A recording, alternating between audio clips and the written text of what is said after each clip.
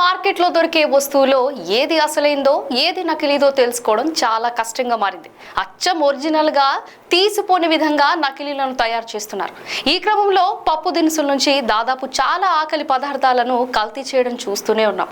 ఇలాంటి ఘటనకు సంబంధించిన వీడియోలు సోషల్ మీడియాలో తెగ వైరల్ అవుతుంటాయి. తాజాగా ఓ వీడియో బజార్లో దొరికే తేనెను అసలైందా లేదా గుర్తించాలన్న విషయం ఓ ట్రిక్ ప్రయోగించి చూపించాడు. ఈ వీడియో ప్రస్తుతం తెగ హల్చల్ చేస్తోంది. సోషల్ మీడియాలో ఓ వీడియో తెగ వైరల్ అవుతుంది.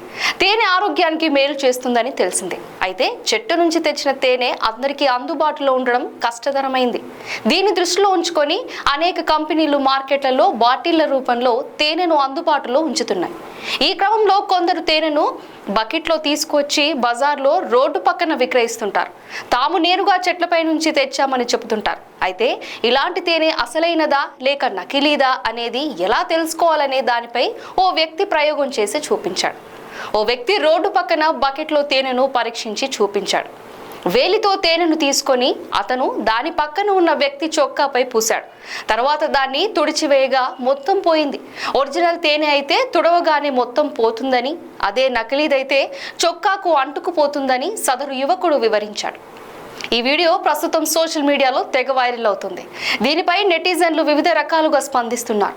ఒరిజినల్ తేనెను ఎలా గుర్తించాలో చాలా బాగా వివరించాడు అంటూ కొందరు, ఇలాగే చూపిస్తారు, మేము ఇలాంటి చోటే తేనె తీసుకుంటే చివరకు అది డూప్లికేట్ అని తెలిసింది అంటూ మరికొందరు, తమ్ముడు తనతో పాటు తేనెటీగను కూడా తీసుకొచ్చాడు, ఇంతకంటే సాక్ష్యం ఇంకేం కావాలి అంటూ మరికొందరు కామెంట్లు చేస్తున్నారు.